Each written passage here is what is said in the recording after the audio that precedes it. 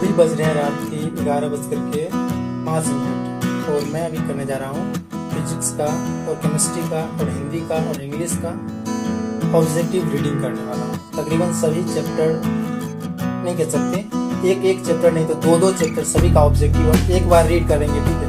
बल्कि याद नहीं हमको करना है, बल्कि हम एक बार उसको देख लेंगे, एक बार पढ़ लेंगे, उसके बाद मुझे याद होगा या नहीं होगा उससे कोई मतलब मुझे नहीं बनता है। लेकिन मुझे पढ़ना है एक बार उसे सब क्वेश्चन एक बार मुझे पढ़ लेना है कि भाई साहब क्या क्या क्वेश्चन है और कैसे कैसे यहाँ पे क्वेश्चन पूछे गए हैं।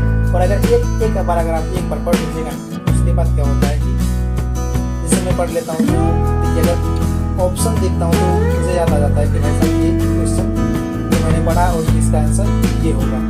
ऑप्शन देख करके आप उससे टिक मार्क लगा सकते हो। बाकी अगर आप उसे एक तरह से याद करोगे तो याद होने वाली याद करोगे, कितना याद करोगे?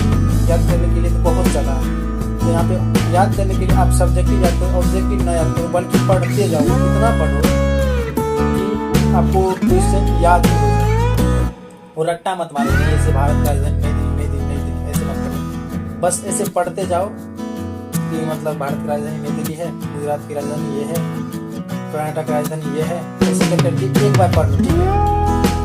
जैसे कि मैं यहाँ पे फिजिक्स का यहाँ पे रखा हुआ हूँ, यहाँ पे एक दिखाता हूँ मैं यहाँ पे।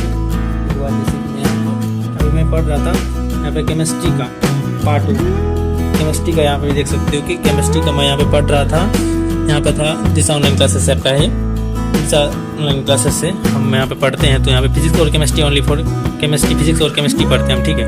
और यहाँ पे आप देख सकते हो कि यहाँ पे पढ़ा था मैं, जैसे कि मैं इसको एक बार पढ़ लूँगा, ठीक है। उसके बाद ये पूरा पेज पढ़ करके मैं इसे करके ऐसे करके पूरा पेज पढ़ लूँगा, ठीक है। और उसके बाद मैं ये वाला पेज एक बार पढ़ लूंगा, जैसे कि मैं यहाँ पे आपको पढ़ा करके दिखा देता हूँ।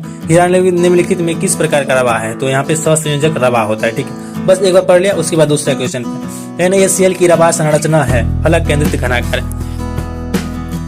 तो इस तरह से आप भी ऐसे करके पढ़ सकते हो और अच्छा खासा रिजल्ट मेरे को भी देखने के लिए मिलता है। अगर मैं ऐसे पढ़ लेता हूँ तो मुझे ज्यादा प्रेशर नहीं पड़ता है कि भाई साहब ऐसे पढ़ते रहो एक ही क्वेश्चन को 10 से 15 बार पढ़ो। ऐसा नहीं करना चाहिए आपको। मुझे जैसा लगता है कि आपको ऐसा नहीं करना चाहिए कि जैसे कि मैं पढ़ता हूँ ऐसे अगर आप पढ़ते हैं तो मुझे लगता है कि बहुत ज़्यादा इजीली होता है, इजी वे में आप अच्छे से याद कर पाओगे, ठीक है।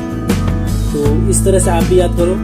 और ये वाला जो आप कैसे याद करते थे, बाकी आपको कैसे याद करते थे वो आप अपना बताइएगा इस वीडियो के कमेंट सेक्शन में। बाकी ये वीडियो 2 से 3 मिनट का होने वाला है, ठीक है। बस इतना ही है, ज़्यादा कुछ है नहीं इस वीडियो में। तो चलिए इस वीडियो को एंड करते हैं। ऐसे ही पढ़ा करो, अगर आपको ये वाला तरीका आपको अच्छा लगा हो तो ऐसे करके पढ़ा करो, ठीक है। तो चलिए एंड करते हैं। जय हिंद।